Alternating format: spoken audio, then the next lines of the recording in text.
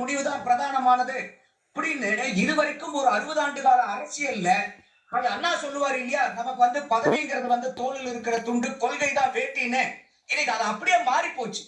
கொள்கையும் கிடையாது, வேட்டியும் கிடையாதுங்கிற அளவுக்கு அத்திட்டமா நிக்கிற அளவுக்கு இன்னைக்கு அம்பலப்பட்டு போயிருக்காங்க. இப்போ நீங்க யார பார்த்து நீங்க சாதாரண சினிமாக்காரர்னு சொல்லி நீங்க இவ்வளவு அவதூறான விமர்சனங்களை வச்சீங்களோ, இன்னைக்கு அந்த மொத்த சினிமாக்காரரு ஒட்டுமொத்த அரசியல்வாதிகளையும் அவங்களுடைய சந்தர்ப்பவாதத்தையும் தோல் உரிச்சு காமிச்சிருக்காரு. ஒவ்வொரு தமிழக மக்கள்கிட்டையும் தோல் உரிச்சு காமிச்சிருக்காரு. இதை நம்ம நான் ஆரம்பத்திலிருந்தே சொல்லிட்டு இருந்ததான், விஜய அண்டர் எஸ்டிமேட் பண்ணாதீங்கன்னு.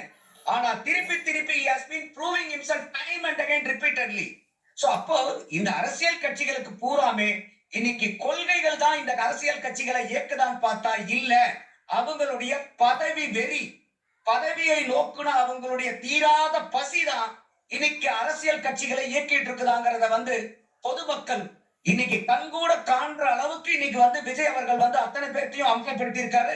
இது முத நாளே கவர்னர் அவர்கள் விஜய்க்கு ஆமா நீங்க பரவாயில்ல நீங்க ஆட்சி அமைச்சிருங்கன்னு சொல்லி இருந்தாருன்னா இத்தனை பேர் அம்பலப்பட்டு போயிருக்க மாட்டாங்க. சார் இப்ப நீங்க அரசியல் கட்சிகளை கேக்குறீங்க, what about the office of the governor in extension the government of India? Congress உள்ள வந்துருச்சுங்கிற ஒரே காரணத்துக்கு கட்சியும் இன்னைக்கு அந்த கழகங்களோட சேர்ந்து சதி செஞ்சது அப்படிங்கிற ஒரு பொருள் வருது இல்லையா? நான் ஆரம்பத்துல இருந்தே அத்தனை சேனல்ஸ்லயும் நான் சொல்லிக்கிட்டு இருக்கிறது, governor is the first person to got exposed.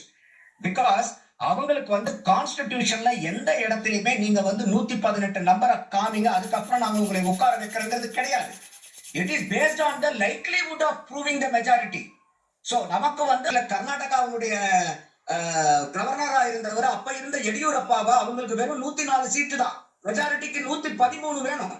9 seat he was falling short. இப்ப கூட விஜய்க்கு ஷார்ட் ஃபால் இருக்கிறது வெறும் கொஞ்சம் தான்.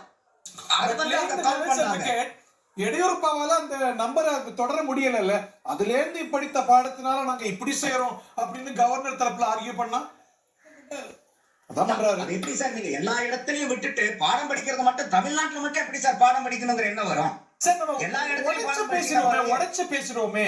சப்போஸ் விஜய் காங்கிரஸோட சேர்த்துக்கலன்னா கவர்னர் இப்படி நடந்திருக்க மாட்டார். அவரை கண்ணை உறுத்தியது, இன் எக்ஸ்டென்ஷன் மத்திய அரசுடைய கண்ணை உறுத்தியது, பிஜேபி கண்ணை உறுத்துவது காங்கிரஸ் அதிகாரம் பெறுதுங்கிற ஒரு நிலைதான் இல்லையா? இல்ல இப்ப நம்ம யாரு எந்த கட்சியோட கூட்டணி போகுங்கிறது அந்தந்த கட்சியினுடைய பெரராகேட்டிவ். அதை உங்களுக்கு இருக்கக்கூடிய கட்சியினுடைய இப்ப